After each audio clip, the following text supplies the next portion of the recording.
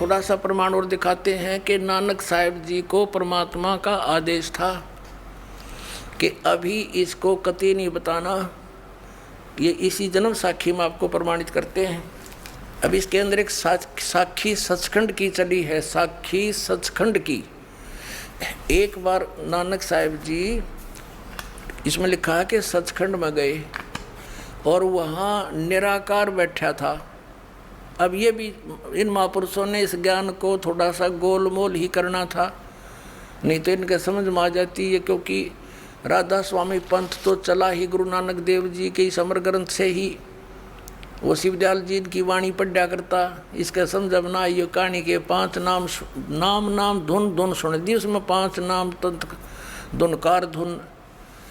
और फिर कबीर साहब की वाणी से ले लिए, करने नो दीदार महल में प्यारा है। और उससे भी अज्ञानी ने वो सारे नकली छांट लिए जो कति काम के नहीं। इसके उसके अंदर तो और भी ओरिजिनल मंत्र भी हैं, वो नहीं समझ में आए, वो मूल ज्ञान है मालिक का। तो वहाँ जब इन्होंने नानक साहिब जी की वाणी को गहराई से समझना कि सतलोक में परमात्मा निराकार नहीं है, वो तेजों में लोक है, वो सौ प्रकाशित सतलोक है, और परमात्मा भी सौ प्रकाशित है। उसका शरीर है मनुष्य दृश्य है, और वो तख्त पर बैठा है। निराकार का तख्त पर के बैठा है? फिर ये देखना, ये वही जन्म साखी हैं जो अभी आपको जिनके विषय में सारी डिटेल दिखाई थी। ये अब इसके 275 पृष्ठ पे आपको 275 पृष्ठ पे साखी सचखंड की यह देखना। आगे साखी सचखंड दी चली, ता गुरु नानक जी धुर सचखंड दरबार में जाई पहुँचे, जहाँ बड़ा प्रकाश है और प्रकाश रूप तख्त के ऊपर सत निरंकार ज्योति स्वरूप बैठे हैं। देखा, अब संतों के कोड वर्ड को वो क्या समझे।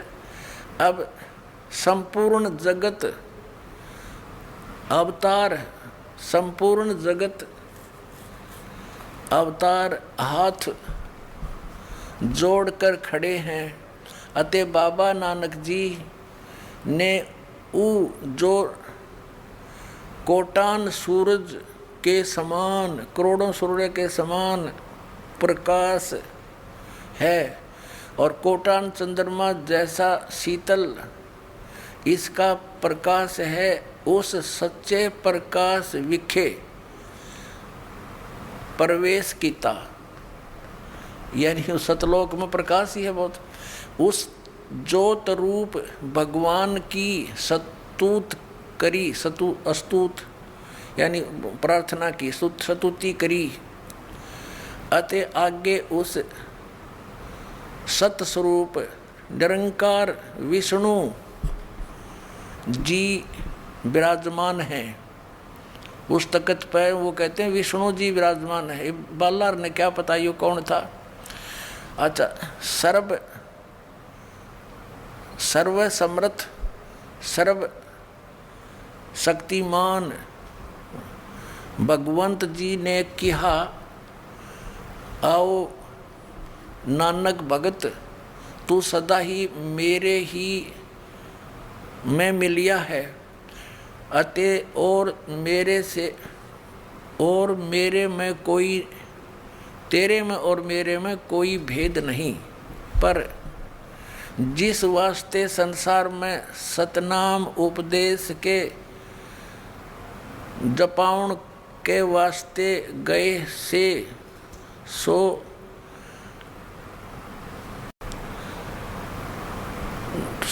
दृढ़ाया है।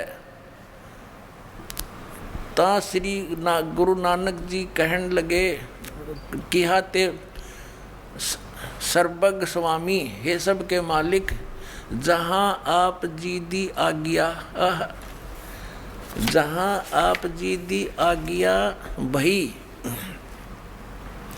तहाँ सतनाम दा चक्कर फेरिया है।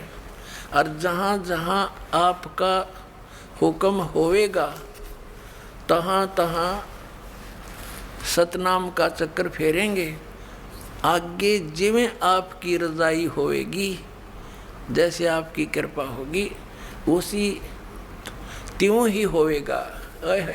इससे क्या सिद्ध हो गया कि इन महापुरुषों को सख्त हिदायत थी।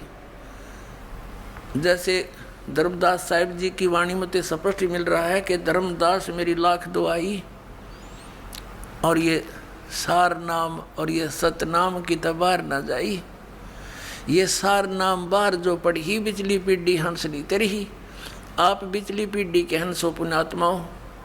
अब परमात्मा ने कह रखा कि पूरे विश्व में इस सतनाम के आधार से सार नाम प्राप्त करके पूरे प्राणी, सभी प्राणी जो इस नाम को ग्रहण करेंगे इस दास से, सारे सतलोक चले जाएंगे। ये ऐसे मोक्ष होगा। बोलो सतगुरुदेव।